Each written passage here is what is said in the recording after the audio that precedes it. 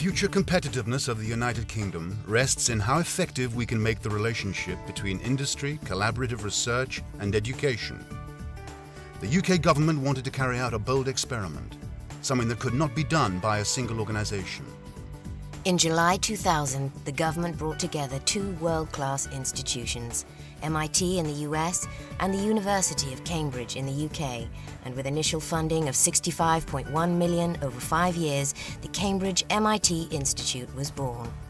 The mission was to enhance the competitiveness, productivity and entrepreneurship of the UK economy by improving the effectiveness of knowledge exchange between university and industry, creating new ideas and developing programs for change in universities, industry and government.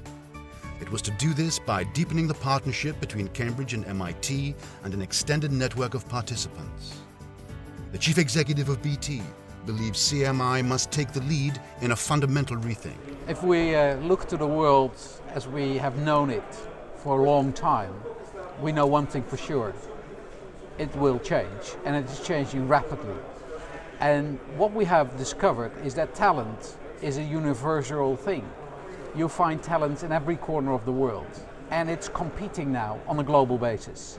So if we look to capabilities, if we look to best in class, we need to rethink, not just as an industry, but also as educational institutions, what it is we deliver. Professor Ed Crawley in the US and Professor Michael Kelly at Cambridge are the co-executive directors of CMI. CMI is a unique experiment to try and understand how universities act as engines of economic growth. If you analyse the projects we've got now, there's a clear understanding at both Cambridge and at MIT that neither institution could do any of the programs on the same time scale with the same degree of reach that CMI has put together. So we're very clear about the added value. This is a high-risk endeavor. This is trying to find out new ways of doing business, trying to put together collections of people and ideas that would not be funded by traditional funding sources, trying to do bold things that could not otherwise be done. CMI saw four main areas of research and experimentation: developing new systems for knowledge integration in research, building greater knowledge exchange and systemic dialogue between academic and industrial organizations, creating new cultures in which learning, particularly in engineering and technology, becomes attractive and encourages entrepreneurship. And finally, looking at ways in which government can begin to measure investment value holistically over longer timescales. CMI examined what universities and industry actually needed from each other. Research within 2,000 companies in both the UK and the US showed that there were changes of attitude leading to confusions on both sides. In late 2003, the Lambert report identified that 80% of UK businesses had no formal relationship with the university at all. Clearly, the collaborative spirit needed re-energizing. CMI believed that the way forward was to create some new radical ways of exchanging knowledge. One of these includes the development of knowledge integration communities, also known as KICs. Each one is centered on collaborative research teams from Cambridge University and MIT, but also included other universities, public agencies, and the key businesses. The KICs aim to find new ways in which academia and industry can work together and exchange knowledge to push forward research in areas where UK industry has a demonstrable competitive position. KICs look at research areas on the cutting edge that are interdisciplinary in nature and have the potential towards application in commercial enterprise. There also seemed to be a need to develop ways for academics and companies to enter into systemic dialogue, to understand areas of mutual interest, issues and challenges, and look for solutions. So what we've done is to get the industries, sectors, to articulate among themselves what their problems are. We listen. The important thing in the first meeting is that the academics sit there and listen, or at most facilitate, but they listen. So the professors are not professing the first time round. To develop some replicable frameworks for improving collaboration and knowledge exchange, CMI created several bold, high-delivery projects working with over 55 industrial organizations and 9 universities. One of the earliest was the Silent Aircraft Initiative, which set out to reduce aircraft noise dramatically to the point where it would be inaudible beyond the airport boundary in sensitive built-up areas. Project members on both sides of the Atlantic Ocean use internal web-based notice boards, a secure file-sharing server, and daily video conferencing, along with regular site visits, unusual in most academic projects. Managing this bold initiative is Paul Collins. The big added value that CMI has brought to the project is the fact that they are neutral territory and that they have put up money for a very radical design program to come up with a concept aircraft, which other companies simply wouldn't be able to do. The integration that's needed for this kind of project across the board is larger than any one company can put in. Another kick is focused on the area of next-generation drug discovery, aiming to address bottlenecks in the discovery of new drugs for diseases like diabetes and cancer. This multidisciplinary community embraces not only biologists and medical researchers, but also physicists, engineers, mathematicians, and computer scientists. The work has also spawned 4 exciting new undergraduate and graduate study programs. Further communities are being established in communications, transport, construction and retail. Dr. Hugh Aldridge, CMI's Director for Industry, believes that CMI's access to governments offers incentives for industrial participation.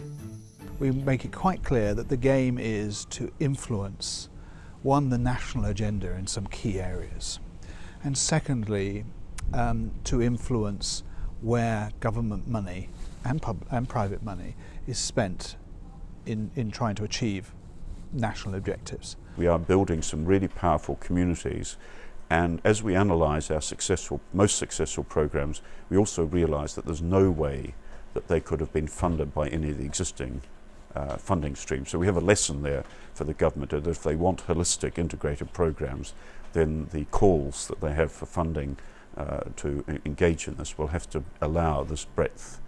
Some of the early results of CMI's research are showing, surprisingly, that the UK has about the same amount of collaborative work going on between industry and universities as the US, but the difference lies in the intensity of those relationships, which is much deeper in the US. It's not whom you know, but how well you know them.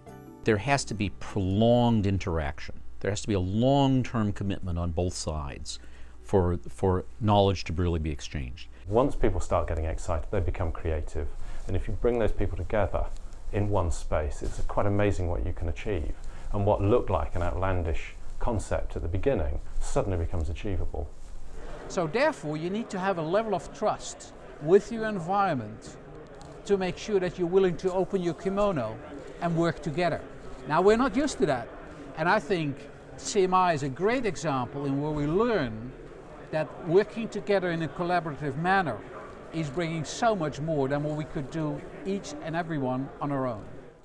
Of course, at any interface between academia and industry, there is the issue of trust, and particularly ownership of intellectual property. CMI is making good progress identifying ways of managing these potential barriers through the research projects themselves.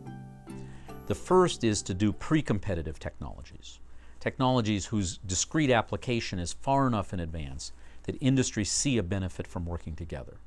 We have the ability on the project to separate the work that we're doing with individual companies. So in the initial stages, all the information is pooled and we work together as a collaborative team.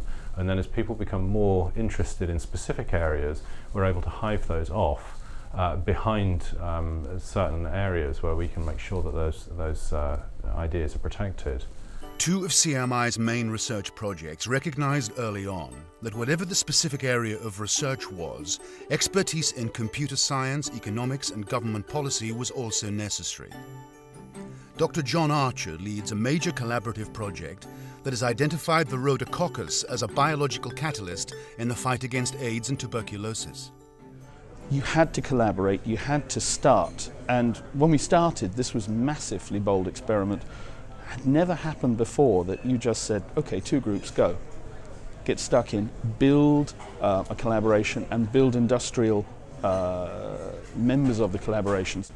In a collaboration of our nature, you publish to your collaborators not only the successes, but more importantly, the failures, and you should treasure the exceptions. And that means that you need to explore collaboration across borders. Collaboration across the borders of your industry, collaboration across the borders of companies and what universities are, and you need to go to a new, much more muddy area where the borderlines between what the one does and the other does is not as clear as it was in the past. To have an impact on UK competitiveness, CMI needed to think in global terms, with multinational companies like BT and BP as its corporate partners. One of the early research projects investigated the globalizing behavior of UK firms and how innovation works in companies that respond to these kinds of pressures. Ed Crawley sees the national and global perspective of CMI as critical. So the way that CMI will impact the competitiveness of a nation is that we will produce models of how universities and industry work together, that these models will diffuse throughout the UK, that industry will more rapidly absorb knowledge from the universities and translate it to products that will be more competitive on the world market. That's our path to impacting the competitiveness of the UK. But experiences at both MIT and Cambridge University also point to the importance of experimenting with the regional approach to innovation and entrepreneurship. Michael Kitson is CMI's director of the National Competitiveness Network. You actually need to have concentrations of economic excellence to really compete effectively in a globalized world. So we need to actually look local if we're going to compete in a global economy. Connecting the regional agenda to national and global strategies requires innovation and creative energy from industry and local and regional government. On the road that links it all together, universities have a unique role to play. Professor Alison Richard is the Vice-Chancellor of the University of Cambridge. The health of the university depends in a very fundamental way, I believe, on the health of the region. And Cambridge cannot be sort of a single beacon in a very impoverished landscape. It isn't. There's a lot of interesting work that's going on across the region now, and there is more and more collaboration. And I'm very pleased to see CMI tapping into that collaborative effort, galvanizing it, helping to feed ideas into the system. So we're looking at two things really. One is the development of knowledge-based economies which address local markets, local requirements, but have a resonance in a global economy. And secondly, we're looking at the development of institutions and ways of working which are respective of the history of place, but actually are contemporary and dynamic in a global arena. CMI is leading an experiment between two technology corridors that are emerging between Cambridge and Ipswich in the UK and Boston and Worcester in the US. Bringing together a large cross-section of people from both corridors, the groups are sharing their experience and knowledge, and new understanding and insights have already begun to emerge. To have colleagues from Great Britain, from Suffolk County, from Ipswich, who are fellow travelers in this journey, to understand where we are as far as economic possibilities for the future, and to learn from them and to participate in this historic dialogue under the auspices of two of the greatest universities in the world, MIT and Cambridge University. It's a really, really gratifying moment to be part of this. Capturing the essence of best practice in collaborative work is only part of the CMI mission. Migrating new ideas and practices across into the academic environment are having a profound effect on educational programs for students, graduates, teachers, and the universities themselves. It came as no surprise that the cultures of learning at MIT and Cambridge University are very different. CMI took the most interesting aspects from both to create new ways forward that offered significant added value, what they call a 1 + 1 = 11. The initial approach was to look hard at what universities deliver. David Good is Program Director of CMI's undergraduate education. So the idea that the university can build up a store of knowledge in the student's head that they can simply cash out over the next 40 or 50 years of a working life is wrong. You have to build people, or develop people, who can in fact grow themselves over time and work in this broad-ranging capacity. The temptation year on year is to incrementally pour more facts, more understanding, more knowledge into the course, and what gets squeezed out at the end teamwork on unstructured technical problems, detailed experimental work, project work which has an open-endedness about it. It quickly became clear that in the field of science and engineering innovation, changes needed to be fundamental. CMI began to explore ways of bringing real industrial situations into academic interactive learning programs, combining the traditional analytical methods that for many disenfranchised them from physics-related courses with some of the physical industrial processes to offer a more balanced and attractive educational experience. They also put an increased emphasis on studying and researching the policy and the implications for government of successful innovation.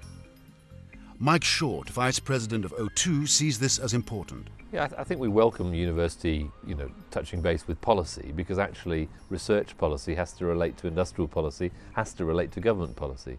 I think the other area we welcome is that universities looking at the big responsibilities of government and saying, how could the big responsibilities of government be made more effective? CMI also increased the emphasis on the student experience, offering insight into how we can instill innovation and entrepreneurship. CMI saw the opportunity to get inside the very different universities' teaching cultures through the students themselves on one-year undergraduate exchanges between the two universities. The feedback from students has led to significant developments in both curricula and teaching approaches. They were, if you like, our barefoot anthropologists. They went in there, we looked at their experience, we assessed their experience, and from that we're in a position to learn a lot about what they were experiencing and what the educational systems do to them. The new graduate studies programs encourage students to form teams and enter CMI competitions with new business ideas and take up opportunities for paid work in the research labs. Sonia Majanovic was a winner of one of the Cambridge University Business Plan competitions and finalist of the Daily Mail's Enterprising Young Brits competition, and has subsequently become a successful businesswoman, being voted one of Europe's and America's top young entrepreneurs this year. CMI's role, at least its influence on me, was on two levels. One, it opened up quite a few networks in industry and abroad. I met people who were involved in teaching on the course, students who were on different CMI courses, who had links that were very relevant to us in industry for us to get our startup going, and also within the university, because I think it's very important to have a mix of international staff and international students, especially if you look at enterprise as something global. A main concern from both MIT and Cambridge University is that all the outcomes can be disseminated through the UK university sector. Dr. Susan Hockfield, the president of MIT, sees this as critical. The idea that we are articulating the process and the practices that underpin the innovation economy, I think is something that's going to be very important for both of our countries. And that's something that can't just simply rest in the only 100 faculty at Cambridge and the 100 faculty at MIT who are currently participating. These will be lessons that will be of enormous value, not just our universities, but other universities as well. And how we do that exportation, I think, has to be part of something we take very seriously in Phase 2. Critical to the future of the CMI mission is the way it measures and evaluates its effectiveness. CMI's portfolios of bold experiments are not easily captured by existing models of assessment and cover all areas of their work, not just education. Much of the activity deliberately crosses traditional demarcation lines, integrating cultures, work practices, and measurement techniques. If investors are to be satisfied with CMI's work, there is a need to go that further step in measuring success against the ultimate benchmark of increasing UK competitiveness.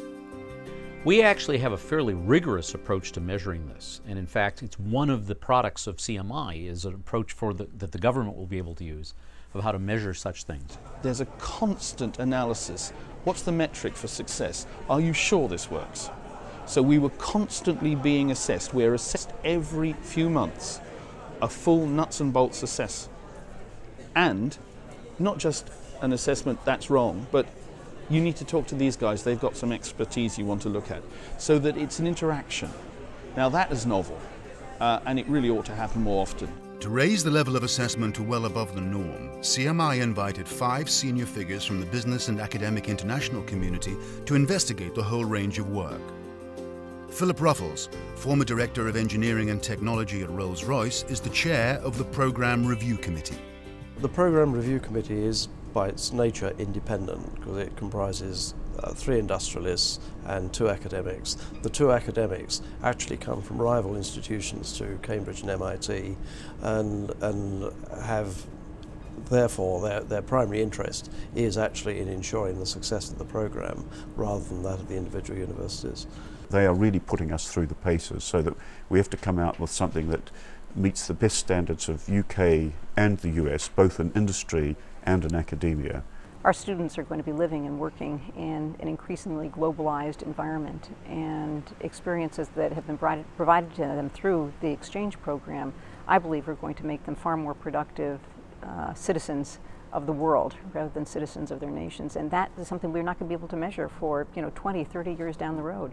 It's foolish to think you can simply assess the effect of what we've done as students drop off the end of their degree course at year 4 or 5 or whenever it is. What one has to look is in the long term, because the skills we build for them, they build for themselves during the course of their education, enable them to do things that mature over the course of time. And one of our pleas to our government sponsors is to help us carry on long enough just to do that kind of measurement, because frankly if we've spent 6 years tracking these metrics, it's like climbing a mountain, and frankly we're only we're in the foothills, and so why do we invest this if we don't track it up the steep slope?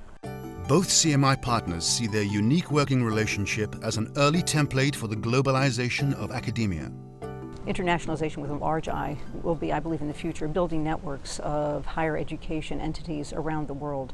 And we really see CMI as an experiment in how to begin to build those networks in important ways with the great universities around the globe. It's arguable that in the next century there'll be a globalization of the university. What does that mean?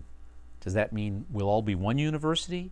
We'll buy each other out? We'll work together? We'll form alliances? MIT and Cambridge, as 2 of the world's leading universities, are doing a very important experiment here. How do great universities work together across national boundaries? CMI has achieved a lot in 5 years, but it believes that the journey has only just begun. Lord Sainsbury, the Minister for Science, is among many who see the value of CMI increasing the longer it is running. I think that since then CMI has overcome many challenges and has begun to build real links both with business and other UK universities, while also developing an excellent portfolio of products and models of university-business interaction. What they have done is a very substantial piece of underpinning research which has looked at all of these factors like people, place and the money and the policy, and really they've benchmarked it around the world. They've looked at a lot of case studies. CMI Beyond 2006 intends to expand regional innovation, partner to co-develop, assess, codify and disseminate, develop further KICs, reform UK engineering education and secure the UK position in the globalization of higher education. CMI is here to make a difference to the talent that will drive UK competitiveness for years to come. What I find actually fascinating about CMI is that to stimulate economic development, you sometimes do actually have to sort of irritate the predominant system. And CMI has been, if you like, inserted into the UK, almost like a piece of grit in an oyster to shake up the system. Now, did we foresee 5 years ago where this would, how far this would progress? I don't think so, because I think there is an element of real exploration and experimentation. And some of the experiments won't work. Many of them are working in very interesting ways. I think we also have to encourage entrepreneurs to try things out, and if they fail, don't condemn them to the dustbin forever, but allow them to learn from that and try another further experiment. It's not a lesson we've always been very good at developing in the UK, but again, I think we're getting better at it. As the chief executive of BT said at the beginning of this film, it's all about encouraging talent in a dramatically changing world, and CMI is beginning to make a difference in how we tackle that challenge.